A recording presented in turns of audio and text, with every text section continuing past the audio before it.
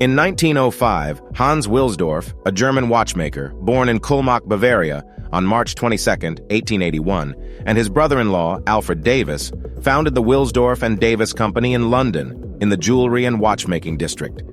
In 1908, Wilsdorf registered the brand Rolex, and in 1919 decided to locate the company in Geneva, where it took the name of Rolex SA Wilsdorf, and Davis was the original name of what would later become the Rolex Watch Company. Originally, they imported movements and dials from Switzerland ordered from Hermann Egler in England and installed them in quality cases built by Dennison and others. These first wristwatches were then sold to watchmakers who put their own names on the crown. The very first watches from Wilsdorf and Davis were usually stamped W and D on the inside of the case back.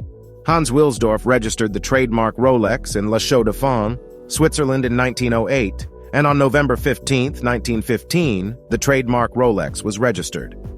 Although all other watchmakers focused their energies on pocket watches, Wilsdorf concentrated only on wristwatches, seeing a definite usefulness.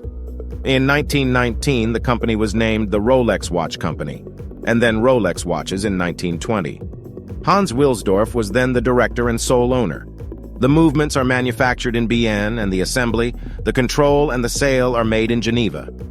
Towards the end of 1920, Wilsdorf registered the name Oyster and launched an advertising campaign in the English press for about 10 years. Campaign supported by the feat achieved by Mercedes Glides on October 7, 1927, who will swim across the English Channel with an oyster watch on his wrist in 15H15. In 1926, Wilsdorf filed a patent for a case with a screw-down crown that improved the water resistance of wristwatches. In 1931, with the help of the talented technician Emil Bohrer, Wilsdorf introduced the Rolex Perpetual, an automatic movement with a permanently rotating rotor. The exclusivity of its patents prohibited any automatic movement from the competition for 15 years. The bubbleback will be equipped with this movement, which they will continue to develop in the following years. At the end of the Second World War, in 1945, Rolex introduced the world to their latest model that was to become a vital pioneering force in 1940s watchmaking. The birth of the Datejust in 1945 conjured up paramount admiration and respect within the watchmaking industry, as the Datejust was the first self-winding chronometer wristwatch that displayed the date in the dial window. The Datejust model is undoubtedly the star of the Rolex Oyster collection. It is of great beauty, equipped with a specially made Jubilee bracelet and enriched with a fluted bezel. Initially, the Datejust was made for men exclusively, but models for women soon hit the high streets during the next decade. At the beginning of the 50s, 7 new models will be available in the catalog: True Beat, Milgauss, Turnograph, Submariner, GMT Master, Oysterdate, President, and Explorer. It is also during this period that the date window magnifier, Cyclops, will be inaugurated and installed on the Datejust. Hans Wilsdorf died on July 6, 1960 in Geneva. 2 years later, the company is directed by Andre Heiniger.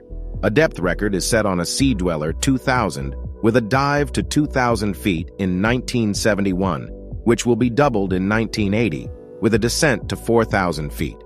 Throughout these years, each model will undergo evolutions, transitions, modifications. Just like the Daytona chronograph, which in 2000 will be equipped with a brand new 100% Rolex movement. The Rolex Daytona was equipped with a Zenith movement. Today, the Rolex watches are of a quality and a precision which is not anymore to prove.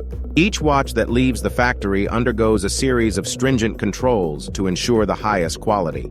Rolex manufactures nearly 750,000 watches per year.